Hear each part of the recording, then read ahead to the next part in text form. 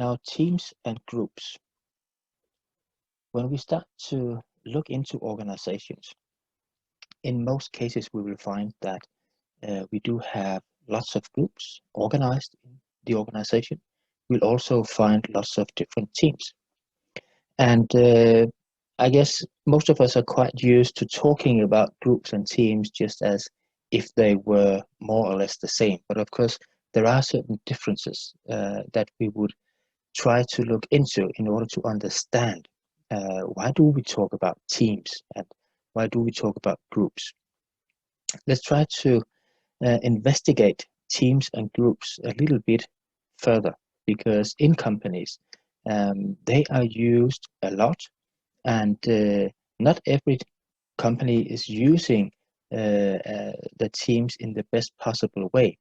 And in lots of cases, it's simply because they do not recognize what is it that a team consists of and how do we work with teams.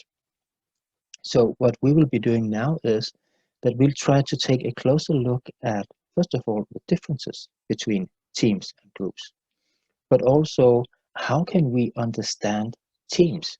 What is it that teams consist of?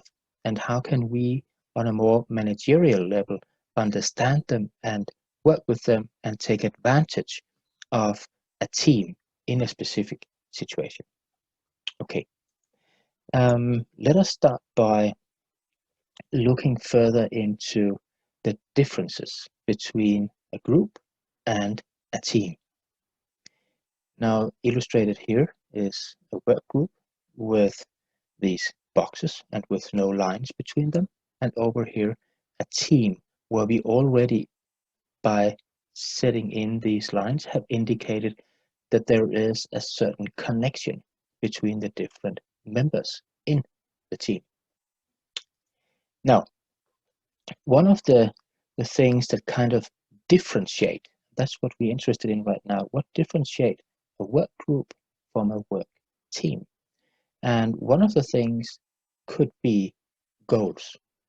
In a team, we would find that the team has a collective performance, and they have a common goal. And if we find a team in a company, we would very often, and we probably should have, kind of a goal for that specific team. And in a work group, there might not be a goal, but there might simply just be a sharing of information in that particular group. And if you have a group of friends, then you might simply share information, but you may not have a specific goal with your group. Now, what else might help us to understand the differences? Well, the idea about synergy, the idea that when we have a team, people working together as a team, we would expect that there would be positive synergy within this particular team. It means simply that we can do more, perform better, etc. when we are working together. Looking at a work group, we do not necessarily have a positive synergy within the group, because the group members here, as illustrated by the lines over here, they may not really work together. They may not really have the same goal. They may not coordinate in a very specific way. So having a group does not necessarily mean that we have a goal or we have synergy in what the group is doing, but we expect that in a work team, and we could support that as an organization. Then accountability. In a group, every single member of here would probably feel some kind of accountability for maybe the group, but mostly probably for oneself. Over here, with the work teams, very often we do find that we have a mutual accountability, simply meaning that the members, all of these members here, they all feel accountable or are held accountable for the performance and the output of the work team. So that's also quite a clear distinction between a group and a work team, that accountability is connected to a work team. And then skills. When we look at a team, we certainly would like, in a company, we certainly would like that when we have people in a team, that their skills complement each other. And why would we like to have complementary skills? Well, it's pretty obvious that if we have people working together here, then if they are to perform really good, then their skills must complement each other in order to perform the best possible output. Could be regarding quantity, could also be regarding some quality issues. Whereas in a work group, skills is not something that is necessarily characterizing why the group members are together, because they can all join the work group with different kinds of skills. So the skills in a work group can be quite random and varied, and is not necessarily put together based on that. So looking at these differences between a work group and a work team tell us something about, from a managerial perspective, that when we work with work teams, it is a question about looking into collective performance, setting goals for the team, and probably also make sure that the team can say, yes, we agree, this is an okay goal. And we should also make sure that in a team that we get positive synergy from making these people work together. And we should also make sure that the team is accountable for what they are doing, and that the skills and competences are complementary. So from a managerial perspective, we should have to make sure that these are in place, so that we are not just asking our employees, would someone like to participate in this? Of course, we can do that, but we may also have to make sure that we get the right kind of team put together in order to solve a specific task. Okay, let's try to take a closer look. What is it that defines a team? And here we have this nice little overhead. First of all, of course, that we have a definable membership, that we are together. Also that we have this team where we share communication, and this is our network. So when you are joining a team, maybe because you want to, then you would also, as a starting point, like to share knowledge, and thereby you share communication.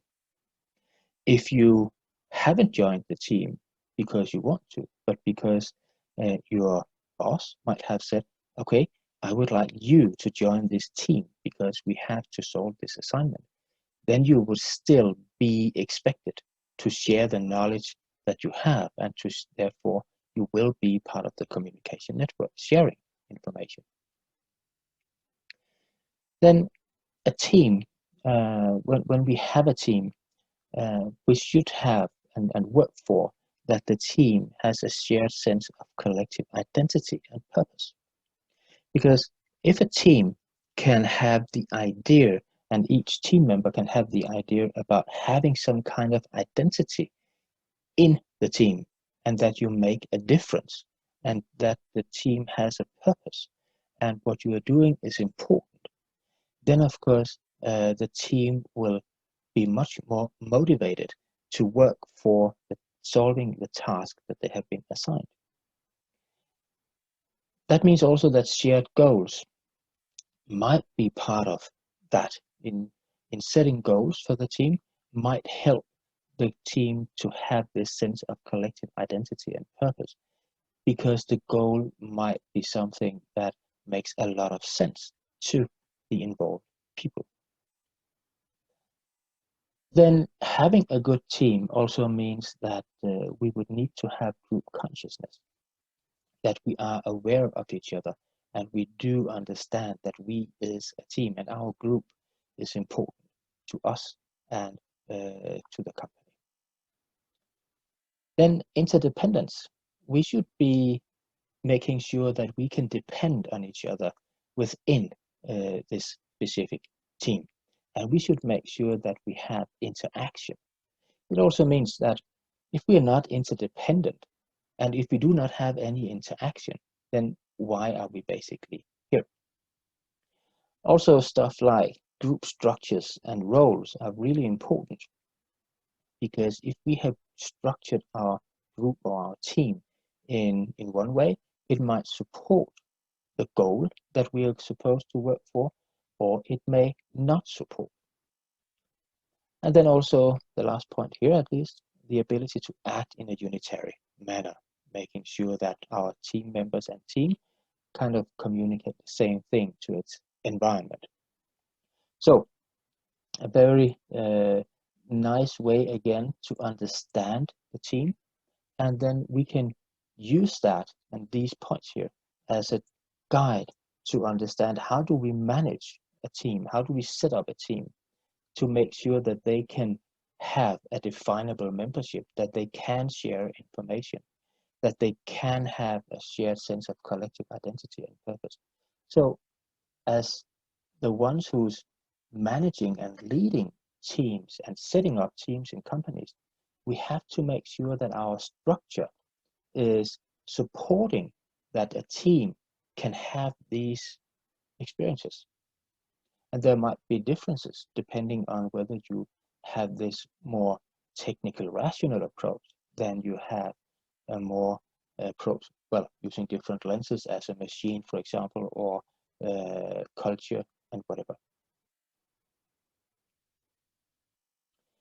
Now, when a team teams up, we have lots of different ideas about how can a group, or in this case a team, develop.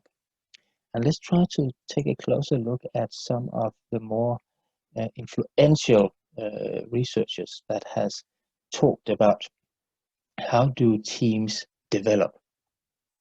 And I'm simply taking the one that we have and know, and then we take the first one. So we have these four. We have Bass and Radeban, Woodcock, Tuckman, and Glass. And they all say that there's a first stage. And here we have developing mutual trust. That makes a lot of sense, that we need to get to know each other. And Woodcock here says that, well, we have what we call an undeveloped team. It also means that an undeveloped team is a team that really do not have probably any trust in each other. And Tuckman here says, okay, we need to form our group. And forming something is also about trust and trying to figure out who are the other guys in the specific team. And Glass here says, okay, we have a birth, and this indication of a birth is also that we do not know a lot yet. So we are also back to basically need to form our team that is undeveloped and probably do not have a lot of trust. So putting all of this together, they kind of give a good illustration of how is it the first time a team meets if they haven't met before. But they are different researchers. Let's see how they develop. Well, Bass and Radeban says after the developing of mutual trust, then we start to communicate and make decisions. Woodcock says we are going to experiment, and Tuckman says we're going to storm, and Glass says we go into childhood. So I guess over here we can already start to guess what comes next with Glass, because it's kind of a life cycle issue that Glass is referring to here. But again, as you can see, it just takes the next step up to making the team getting to know each other and be more confident with each other, and maybe experimenting with how to do things, and storming in this case. We'll get back to that because I'm going to dig a little bit further into Tuckman. But storming also about getting to know each other better and setting the scene for making the teamwork. Then the next step, motivation and productivity over here. We have a consolidated team. We have a team here with Tuckman, which is norming, and we have the adolescents with class. And again, control, organize, we are mature, we perform, and we are mature. And then Tuckman has an extra little one, which is the adjourning. This is where the team is kind of splitting up again and might get back to its primary organization. Okay. Now, Tuckman. I would like us to take a closer look at Tuckman. And why Tuckman? Well, basically because his ideas about how a team develops has been used quite a lot. And in lots of companies, they are using at least the words. I cannot say for sure that they are really working with the ideas about how to form, storm, norm, perform, and adjourn teams. But I do know that when you work with, or if you're going to work with companies, you will find that if you say Tuckman and forming, storming, norming, etc., then they will kind of have ideas about what you talk about. So let's try to take a closer look at what's behind these words here. Now, the first thing Tuckman says is that a team needs to be formed. And of course, that means that we have to appoint people, or we should make sure that people get into a team. And who can make that happen? Well, we could have an announcement in our company where we are announcing for people to join a team with a specific task, for example. That could be one way to have team members into a team. Could also be that the management or leadership of the company have said, okay, we have, let's say, a strategic project, and we would like to have specific people joining our team here to work with this particular project. So they are kind of pointing at people who they would like to be part of the team. And then they simply contact the people and negotiate with them, and then people are joining that particular team. And that means that the team has now been formed. Now, in the forming stage, it's also quite natural that when people meet for the first time, that they kind of feel certain kind of uncertainty that what is this? Not necessarily about the task, because that might be pretty clear, or it may not, but also about who are the other guys in the team. Because new teams may not have members who knows each other. So you might join a team of, let's say, 10 to 12 people, and you may not know these guys because you come from a large organization. So there will be some uncertainty about your own position in the team and how you are supposed to act and contribute in the team. And that is why it makes a lot of sense if management beforehand have, for example, announced the goal of this team is this and this, because that takes away some of the uncertainty that some members might feel.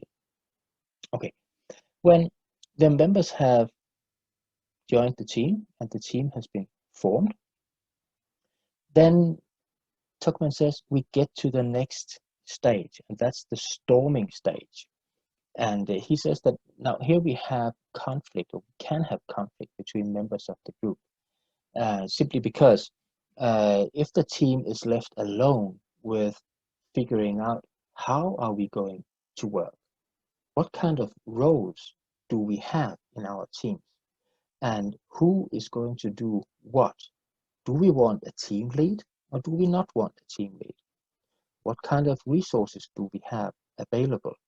What kind of, and all of these questions lead the team to have a storming phase where the members might get in conflict with each other because they have different ideas about how to work, when to work, and especially how to assign resources and who's going to maybe take care of communication to external stakeholders, to management, to leadership, etc.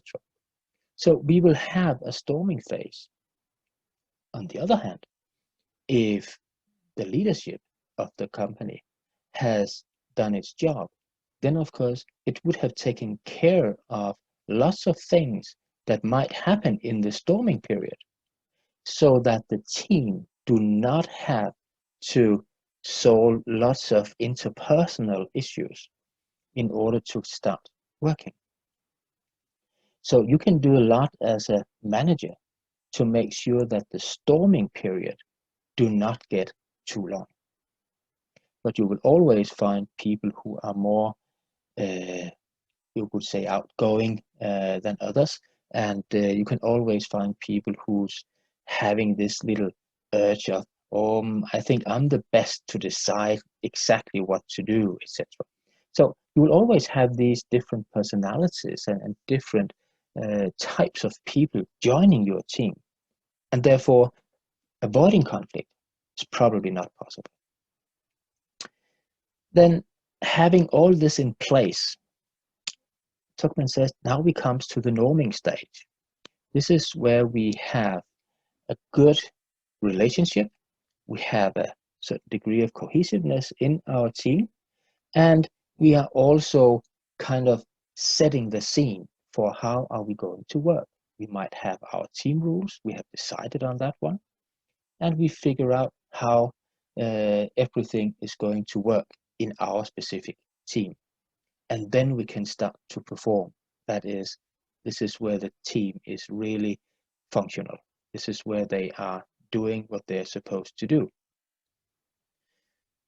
Now, getting to the performing stage, according to Tuckman, we need to go through these stages here. And of course, if you know people, and if you have worked in a team before with other team members, and you have tried it before, then you know more about their skills, you know more about their competences.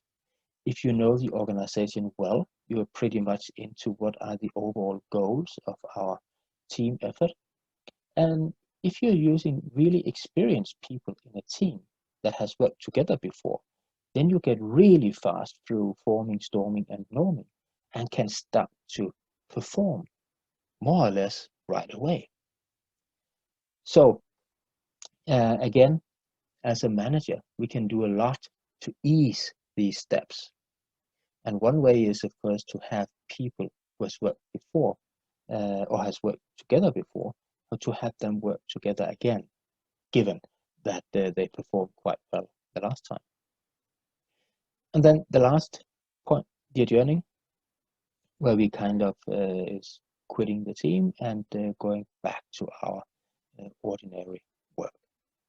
So these are the stages, but let's try to take a look at some of the critiques and the points that we have against Tuckman. Basically, he's building upon the assumption that a group automatically becomes more effective as it progresses through the first 4 stages. And of course, it's not always true, because if we just go back and say, okay, forming, storming, do we necessarily have a situation that we can kind of say, okay, check to forming, and then we go on to storming, and we would not go back to forming? No, we wouldn't. Because it could always be that a member has to leave, an employee quit the job, so we need to get another one in. So that means we might have to get back to forming. And can we say check to storming and then move on to norming and never get back to storming? No, we can't, because people can change in the middle of the process. Again, employees can quit their job, we can have new members, etc. So this idea about we progress with forming, storming, norming, performing, and adjourning, it doesn't really fit. So the point here that we have as a critique, that the group, or building on this assumption that the group progresses and automatically becomes more effective, doesn't really hold in reality. But it might be a good idea to have ideas about that teams do develop, and we do have a possibility of influencing the way that teams develop, and therefore as a manager we have influence on how effective a team can be. Okay, another thing is that high levels of conflict may be counterproductive, and therefore we may not have as high performance as we might have. And of course, as I indicated before, the process is not always linear, and also some of the stages might occur at the same time, and simply groups might simply regress. And then of course, it kind of ignores the organizational context. But then again, having the idea that groups do develop, and groups might develop in a way like forming, storming, norming, performing, and adjourning, it may be a really good way for us to say, yes, then we can try to kind of control or take care of the organizational context so that the team have the opportunity to go through the phases and end up performing quite well. But please note that there are, of course, certain critique points on this one. Now, let's try to turn into some group properties. So when we have performance, we have, of course, group, but it's also just team performance. This is just a general idea about groups, teams. Looking at these properties, cohesiveness, roles, norms, status, and size, they have an influence on how a team is actually working. So let's try to take a closer look at these different properties. The role, for example. A set of expected behavior patterns attributed to someone occupying a given position in a social unit. A very nice idea about how to describe what kind of role do you have. If you are going to be part of this, then you are going to do this and this, and you have this position in this particular setting. And then roles can be quite important. You have the role as an expert, for example. You might have the role as a communicator for the team. So we can have lots of different kinds of roles in the teams. And then looking into these different approaches on roles, role identity, certain attitudes and behaviors, for example, with the role. We have the role perception, the individual's view of how he or she is supposed to act in a given situation.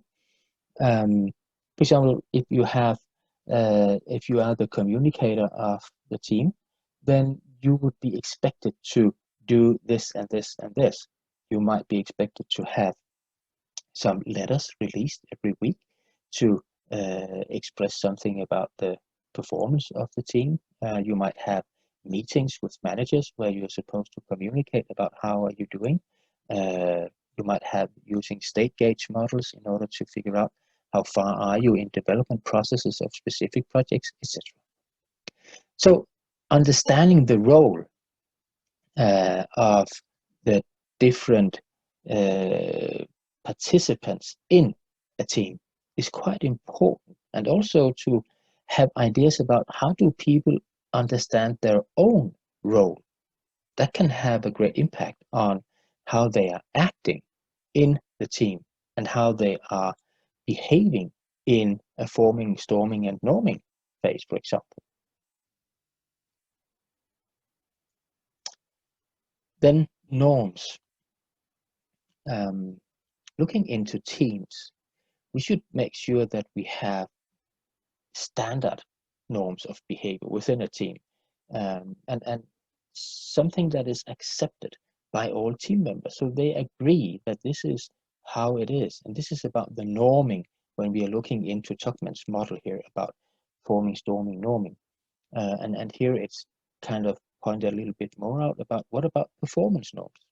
What about appearance, social arrangement, allocation of resources? So these are pretty important. And if you have tried to work in a team in your life, in your situation as a student, for example, or in other cases in companies, then you will also know that if the team you're working in, if you do not have performance norms, and if you do not have appearance norms, or norms for social arrangements, or norms for how to allocate resources, distribution and assignment of jobs and material within the team, if you do not have these kind of norms, then it can be quite difficult to make the team work well, and you might actually create conflict in a team if you are simply not having these norms. For example, allocation of resources. How are we going to allocate resources? And very important question, who is going to allocate resources? Is it something that we do together, or do we simply assign someone to have a role of assigning and allocating resources within our team? Does that make sense? So here, the norms of the team are really important if we want the team to perform well. Then status. What is status issues? And here, when we are looking at status, it's a socially defined position or rank given to groups or group members by others. So it differentiates group members. So it is also quite important to notice this about here, given to groups or group members by others. So status is something that other people give away. So if you accept that another person has a higher status than you, then you have given it away. Well, it might not always be so because it can be pretty difficult, but there's a good point in saying that if you accept how things are, you do not have, you could say, the urge, or you might not have the opportunity to come back afterwards and then say, okay, but I would like it to be different. You probably have to speak up right away when you are entering a team and trying to figure out how is status kind of differentiated in this particular team.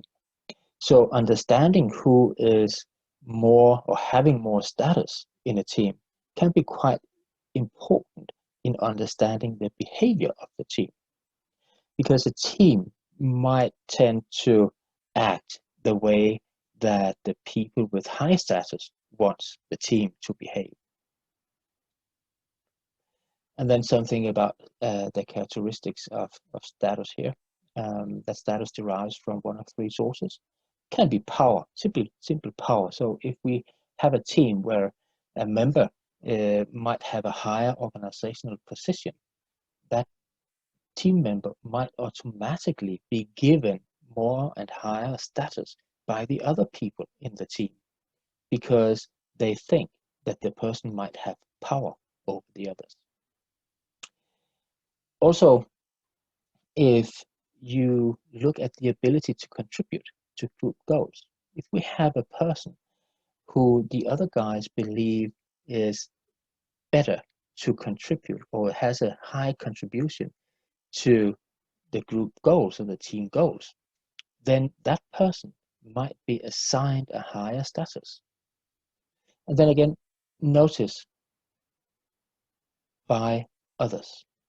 Again, down here, the power, it's been assigned by the others because they think it is like that.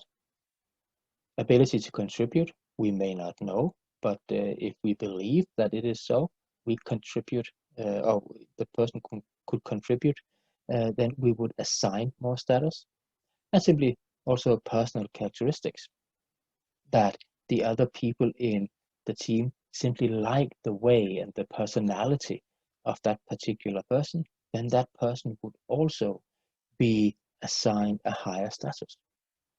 So the status play and the idea about status in a team can be quite important to understand in order to understand how the team is working and how they will go through these forming, storming, norming, etc.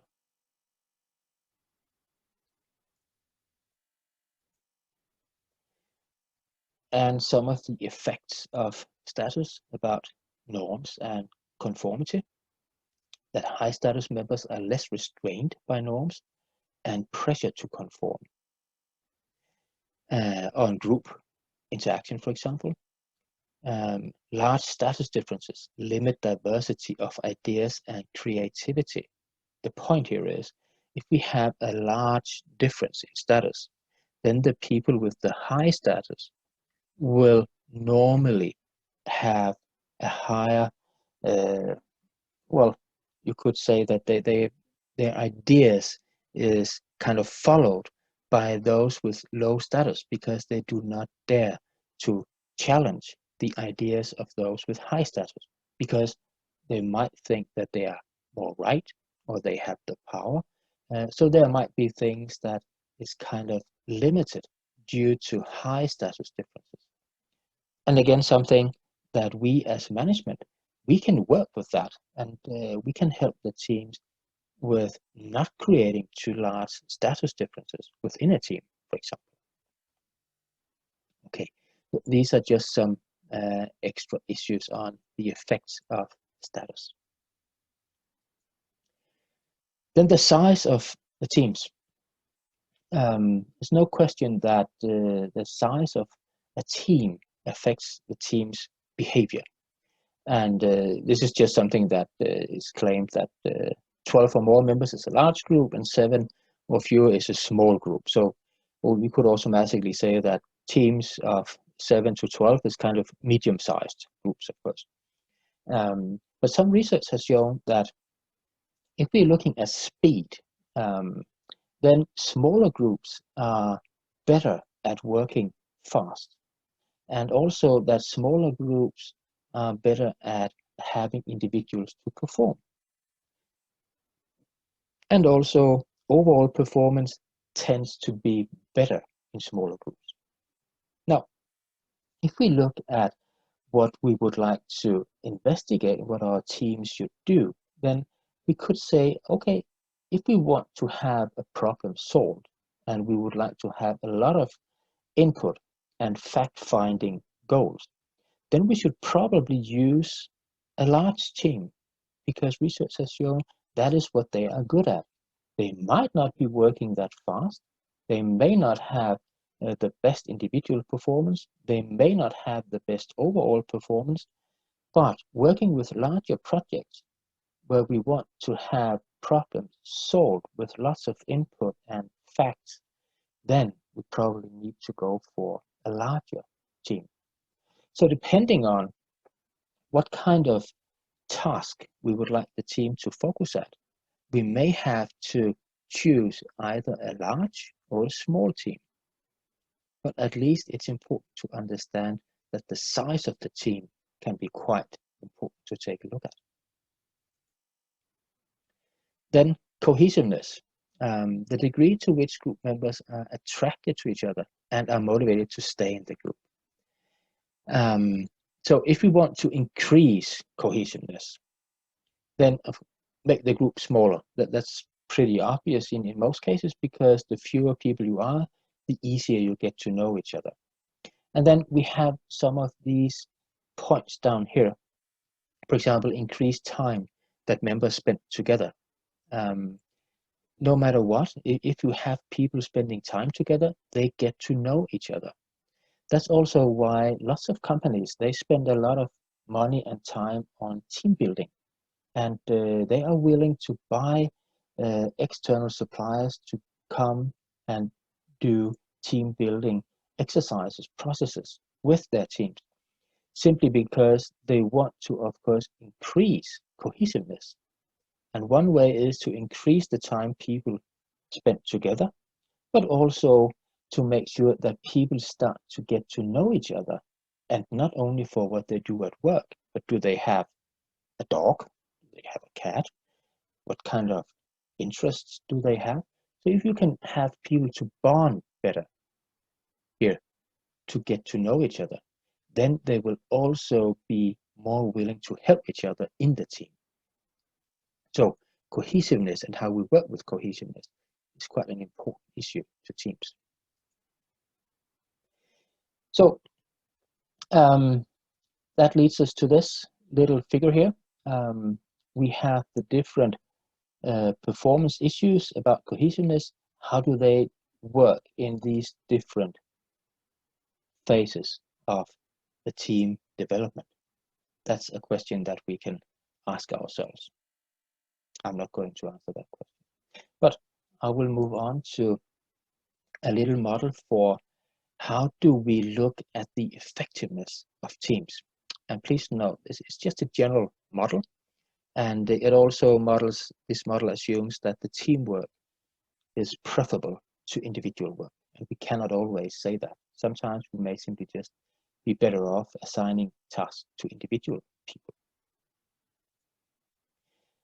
But the context, in order to have effectiveness in a team, the context is that we need to have adequate resources and the leadership and structure and the trust, and we must have a performance and reward system that is actually supporting the team going in the right direction.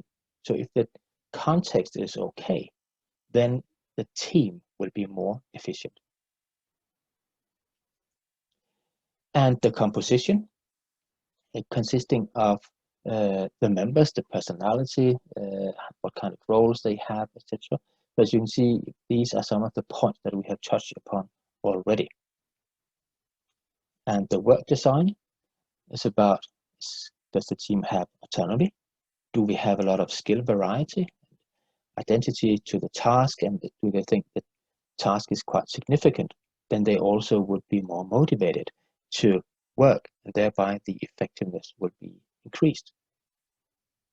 And the last part that has an effect on team effectiveness is about, do we think that we have a common purpose? Do we have goals, team efficacy, conflict level, social loafing? Of course, shouldn't be there. But if you look at these are good ideas of how to organize a team. As a company, as management, we do have an impact on context, on composition, on work design, on the processes. So as a manager, you do have influence on team effectiveness. This means you cannot, as a manager, just say, now I have created a team, you make sure this is working. No, it doesn't work that way. As a manager, you need to take care of these parameters as well and help the team. And a way to make sure that people are complementing each other might be to take a look at some team roles. And we have Belvin's team roles, and you can find lots of tests at the internet. You can try to take some tests by yourself, and you will find that we have different descriptions of the roles that we can play. Some are more resource investigators, some are more implementers, some are coordinators, shapers, and you will probably, if you do a test, you will find that you have a little bit of everything in you, but you might just have 2 or 3 areas where you are more into that role than you are to the others. And therefore, you should complement a team having all of these different team roles present in a team to make sure that the team complement each other and can work. And then looking at the last slide here about communication, very traditional way of looking into communication. And of course, I'll just say here that in a team, we need to make sure that we, as a center of communication to other team members or to our external stakeholders, we have to make sure that we're using the right channels, that we are encoding the messages in such a way that it can be decoded in the right way.